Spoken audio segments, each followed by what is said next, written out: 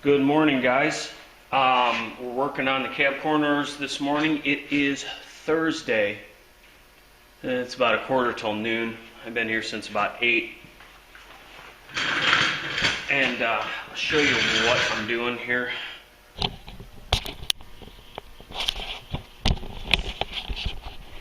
Try and get the camera straight without taking it off the tripod. Okay. See how wide that gap is there in the cab corner. Trying to butt weld these. I'm not real good at them, but I'm doing the best I know how. And we've got our corner right here that meets nice. Okay. The way these are bent, our roll around this back corner is not quite right. So what I'm going to have to do is take and as I come around this corner, I stick a screwdriver in here and pull that up to be welded flush.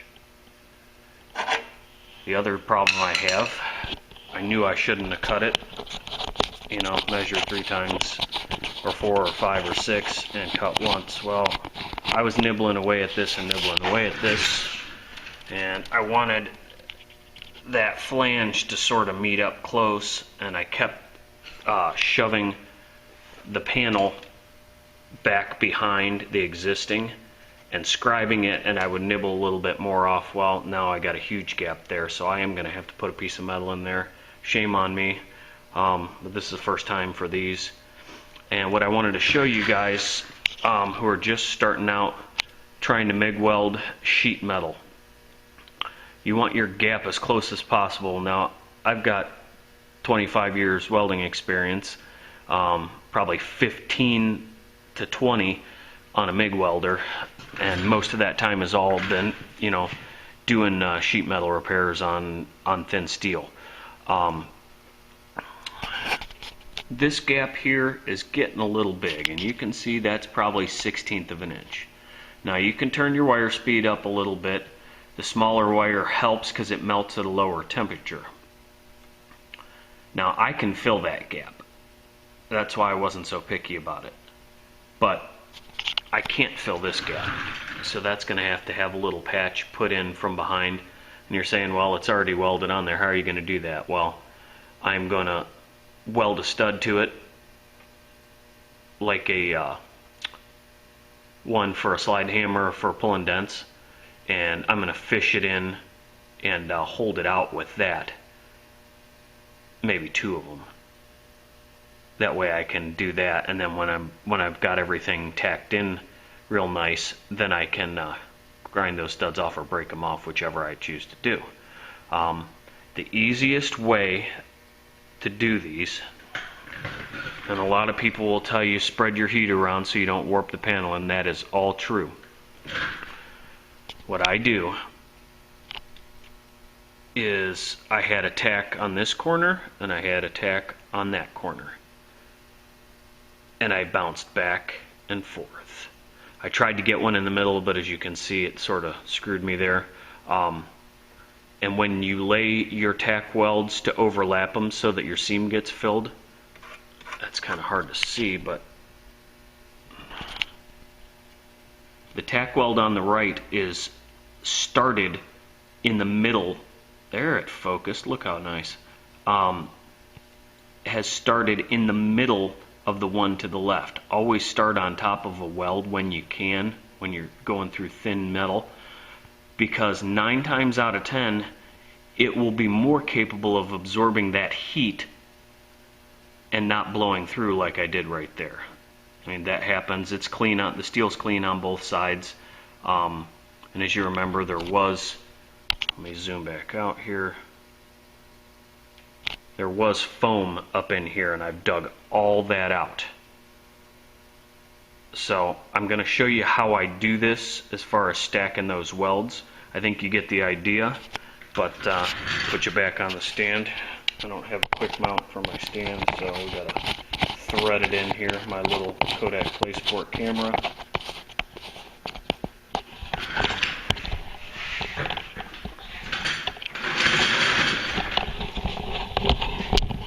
we can't get you guys a shot of how this works.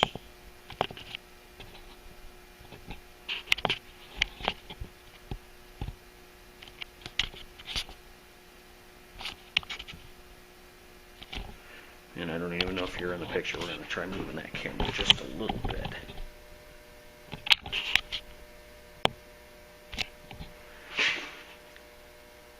I think you guys might be able to see that.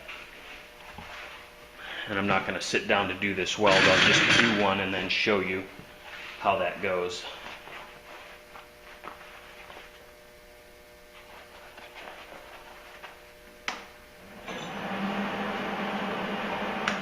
This is where making sure that, like I was explaining in the previous video, I don't know if you can see that.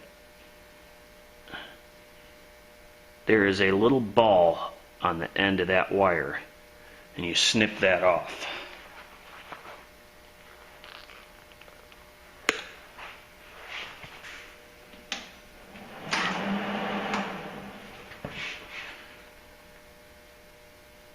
And now we have a nice square piece of wire on the end with no slag on it, and that starts welding a lot faster and a lot cleaner on sheet metal. Now on thick steel, you know, anything over probably 14 gauge, and including 14 gauge, it doesn't really matter. It'll start, and you're not going to burn through it.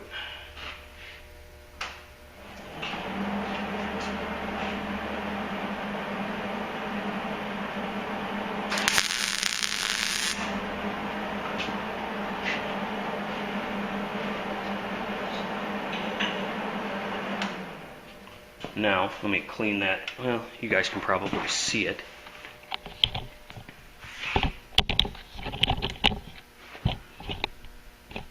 I'll point to it with a screwdriver here. That's the weld excuse me a second, guys.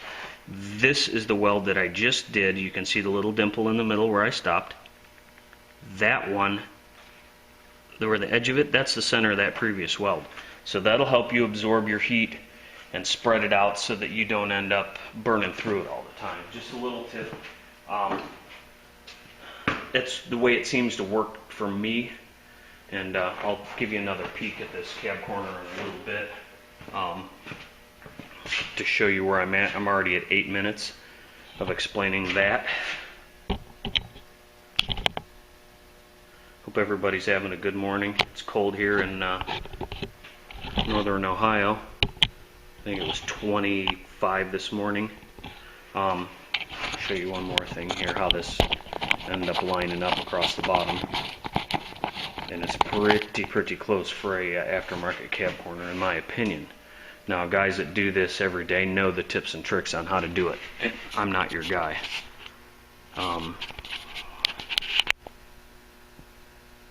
You see those two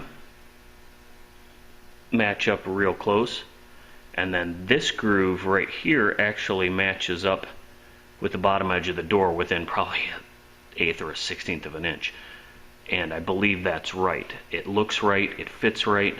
One thing about these aftermarket cab corners, you better fit it up there with your door on a couple of times. At least I had to, because this inner lip right here, when the door was on, there's a stopper on the back of the hinge that when the door is open, it hits this, but when it's closed, it points toward the cab corner, and it was touching on this, and this is factory steel, you know, where you see the silver sticking out back there. That's all original steel. So you really have to beat this in pretty good along where those pinch welds are. And before I weld those, I will have this door on again to make sure that that's pushed in far enough and it's not grinding up against it. And I guess you could cheat and cut part of that stop off, because it actually has that thing that holds it up here that straps to the door that won't let it hyperextend. But just a little tip. So that's it for now, guys. I will show you more in a little. Hey guys, I just came up with something I think might be a neat little trick if you screw up like I did with this cab corner. I'll show you what I mean. Remember, I had a gap right here that was too wide to fill, so I cut a strip of metal, put weld through primer on it. I'm going to use that for a backer strip. Obviously the cab corner was already in, and I knew I could fish something back there, and I thought about welding some studs to it, but I drilled 3 little holes in it, and you can see there's a piece of wire sticking through there with a 90-degree bend like that, pointing in the same direction on the inside. And I've got a pair of welding clamps on it right there, so I can pull it tight there, and then I'll pull it tight there and start running some tacks down it. It'd be nice to be able to press it against there, but I think once I get a couple tacks on it, that I'll be able to get some weld going there. So just thought I'd show you that real quick. That was my quick solution to a problem I caused for myself. So there you go. Alright guys, cab corners in. Last thing I showed you was my little trick for the backer for that wide gap that I had, and hopefully the camera will stay focused. There it is.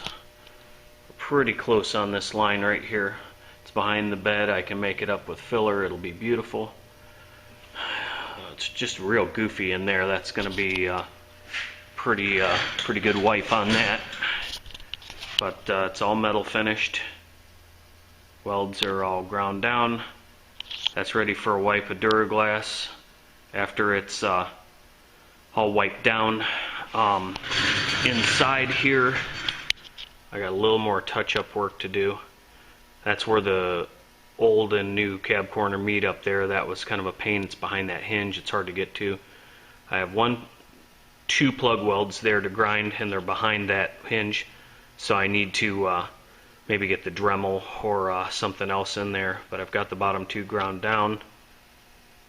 That seam is all metal finished. I got a couple plug welds on the bottom to do, and I've got a metal finish that. This is driver's side. I am going to move over to the passenger side. It's 3:30.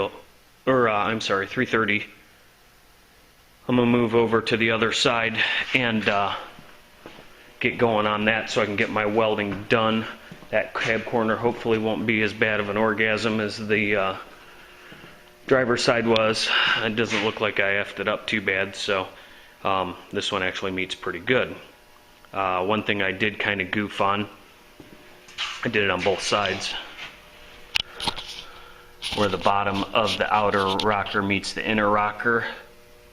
It rolls up right here. Well, there was a hole pre-drilled in the outer rocker to spot weld it to this or plug weld it to this, and I screwed up. I beat it over so it would meet it, and I welded it, and now the cab corner kind of hangs in outer space out here. It's about 1/4 inch off, because the cab corners do swoop up a little bit. So I'm gonna have to put both my plug welds on that on the inside here, which is okay. But I've got to make my patch for that hole real quick.